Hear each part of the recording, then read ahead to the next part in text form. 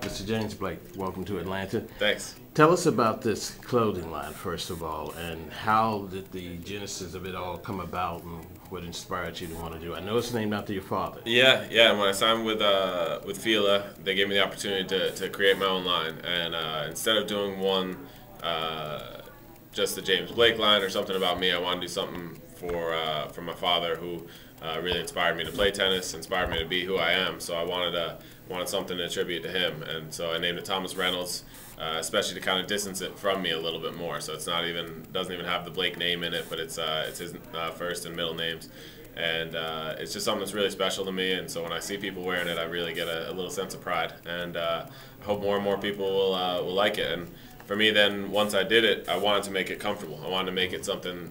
When players get clothes, they know if they feel good in them, and I wanted to make sure it was something that a player could enjoy. Mm-hmm. Did your father, was he inspirational in keeping you in tennis? I mean, were there times when you just did not want to go practice when you were younger, did not want to go practice, I'm tired of this, I want to do something else, and he kind of encouraged you maybe? Yeah, well, to be honest, I loved the game. I always did, but he definitely encouraged me to work harder. He was one thing he always preached, and he practiced what he preached, was work ethic. And you stick to what you're planning on doing, and you do the best you absolutely can. And that was something he did in his work and in his personal life and in everything. And for me, to see that as an example made me want to achieve everything I possibly can in this sport. Mm-hmm. Now, most of us on the outside would think that you're living a very glamorous life being a professional tennis player. And even though it is a very good job, it is pretty grueling, though, isn't it? How do you keep yourself, in tip-top shape and mentally to deal with the travel, the matches and stuff? Because it's a lot of hard work. Yeah, the schedule is tough. That's one of the toughest parts. You're on the road so often. Most of the year you're away from home, and keeping in shape and doing everything you need to do on the road is a little bit tough, but it's something I've enjoyed, and there's sacrifices there, but I always say that the sacrifices aren't really that tough when you really want to do them, and I want to make those because I know it's what it takes to be at this level and for me to get the most out of my talents. So it gets tough at times, but I really do enjoy the competition of it. Back to the clothing line, right quick. Let's talk about some of the pieces that you're going to be offering. Through Fila with this, what can we expect to see? Well, we got a lot of crew neck ones like this with the material that wicks away the sweat, and so those are very comfortable. I've gone a little bit more to a classic line with some of the collared shirts, like what I was wearing at Wimbledon, and what I'll be wearing at the U.S. Open, what I would have been wearing at the French Open if I hadn't been injured. And that for me is something I like. I like having some of the classic looks as well as some of the new stuff, using the new technology in terms of the materials, but having a classic look to it, because that's sort of in tribute to my father, the way he dressed a little. He's probably, I guess, be considered a little more old school. So I like that style, but with the new material that performs better.